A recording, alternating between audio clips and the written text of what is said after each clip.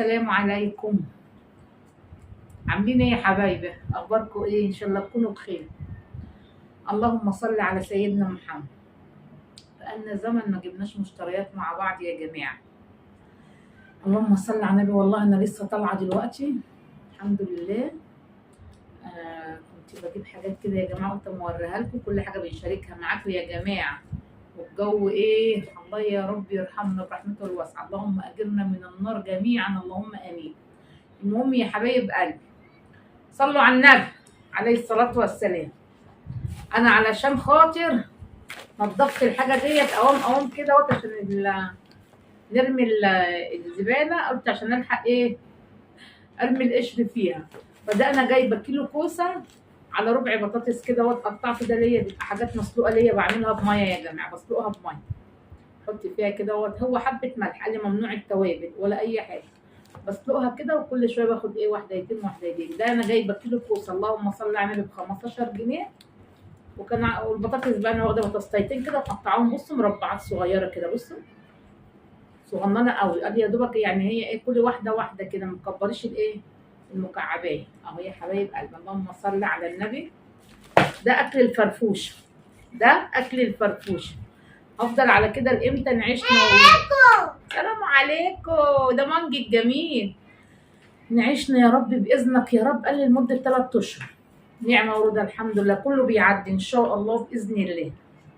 المهم يا جماعه، دي شروه طماطم، شروه. بصوا هي ما فيهاش اي حاجه، بس ايه مستويه شويه، بصوا مستويه شويه كده يعني يا حبيبي، بصوا فيها يعني ايه، بس هي من وش القفص بس مستويه. دي خدتها شروه على بعضها. الطماطم تحت يا جماعه ب 8 جنيه وب 10 جنيه وب 7 جنيه، دي انا خدتها شروه على بعضهم 3 كيلو ب 15 جنيه. يعني اصبح الكيلو اللهم صل على النبي ب 5 جنيه، مش وحشه.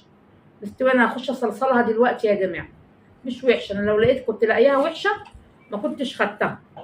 شروه على بعضهم ب 15 جنيه كده ايه مستويه. قلت عشان انا ما عنديش طماطم اصلصلهم كده واحطهم في الفريزر. ماشي يا جماعه.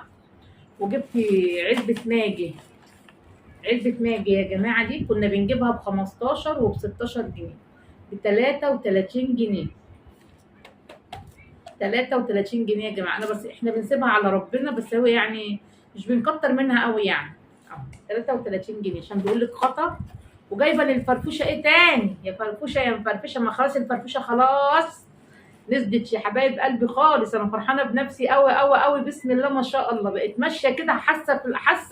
كنت الاول بمشي احس ان انا بزك مع نفسي كده، مش هضحك عليكم، احس ان انا ايه عايزه حد يزقني وانا ماشيه، ادوني زقه بالله عليكم. كنت اركب الميكروباص اخلي حد يشد يجي وانا طالعه.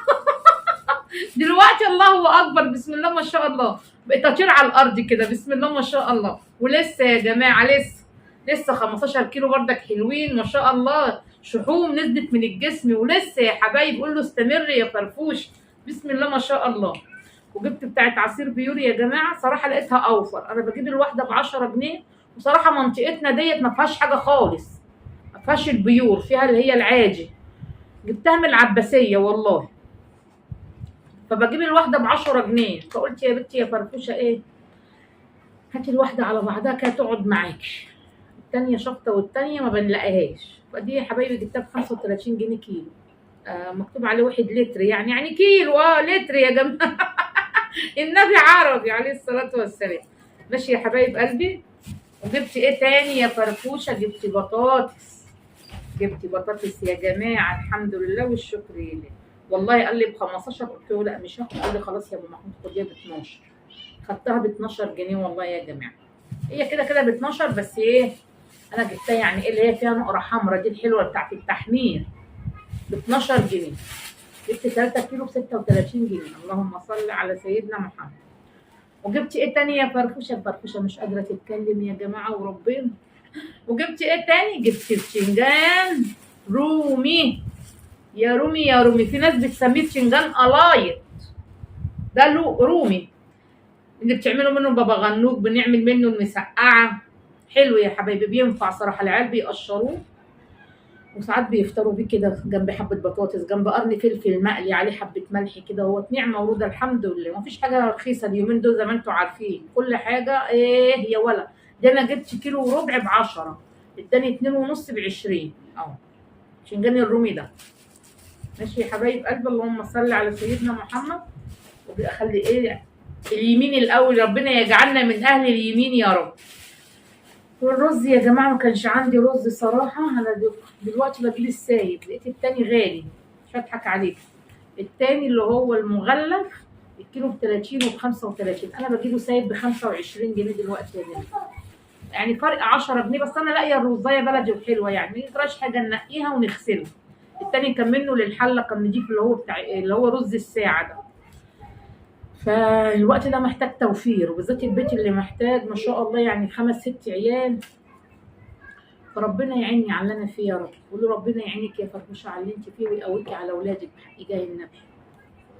بس يا جماعه فجبت اهوت، اللهم صل على النبي، جبت 3 كيلو رز بسم الله ما شاء الله 36 جنيه. ماشي يا جماعه.